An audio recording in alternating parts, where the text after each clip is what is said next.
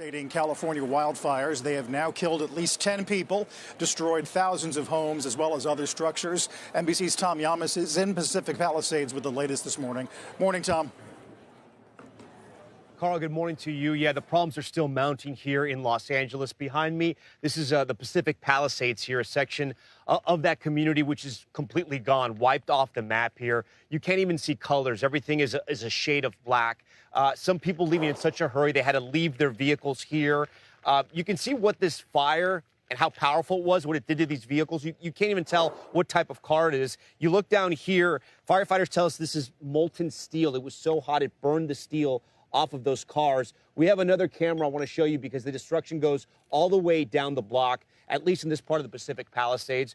We know that across Los Angeles, about 9,000 structures are gone. Many of those were homes where families lived, where people lived, where people lived for generations. At least 10 people have died so far, and this is not over. People are praying that the Santa Ana winds don't pick up, because we have an aerial shot as well of the Pacific Palisades fire that they're fighting right now. Only about 6% of that fire is contained. You can see firefighters are still on those fire lines trying to put it out. There were multiple other fires burning around. Last night, a new fire, the Kenneth fire, popped up.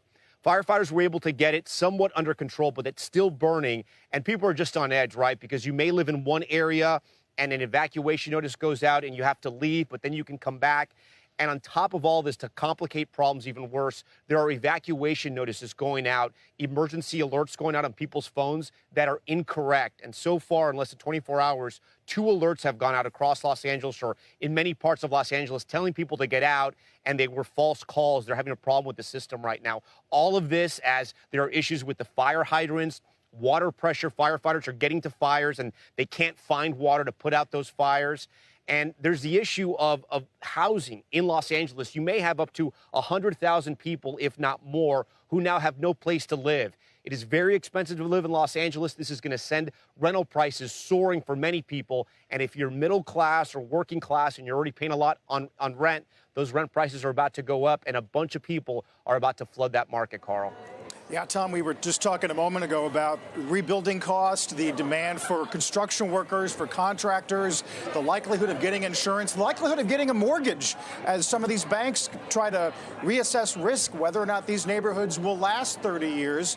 I am curious, though, you mentioned the water. Are the winds this morning in a phase where they can continue some of these airdrops? Those have been so important. Yeah, they can. They can continue the airdrop. Something interesting that we found out yesterday, people are flying drones and officials are pleading with people, don't launch your drone. Yesterday, a drone crashed into what's known as a super scooper. It's those massive airplanes that scoop up the water. In this case, it's the Pacific, and they dump it on the fires. You did mention the water. I want to show you this right here, Carl. You know, the water pressure is low in those fire hydrants, but look at this. There are still some water mains that are open. So you have an area like this where we are, where it's completely gone. There's nothing left, and yet there's water flowing here from open mains. When I say that the problems are still mounting, the problems are still mounting. It is terrible out here. It's going to be months before they can get a handle on all of this. And you feel for all the people out there that have no place to live. You mentioned insurance. There are a lot of people that were just kicked out of their insurance programs or don't have fire insurance. And when I asked the city council members, we've asked the mayors and the governor out here what they can do. No one has a clear answer. There's a huge insurance problem here, Carl.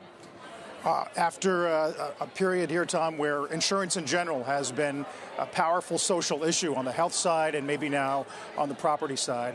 Tom, we appreciate the update. Talk soon. Tom Yamas over at NBC.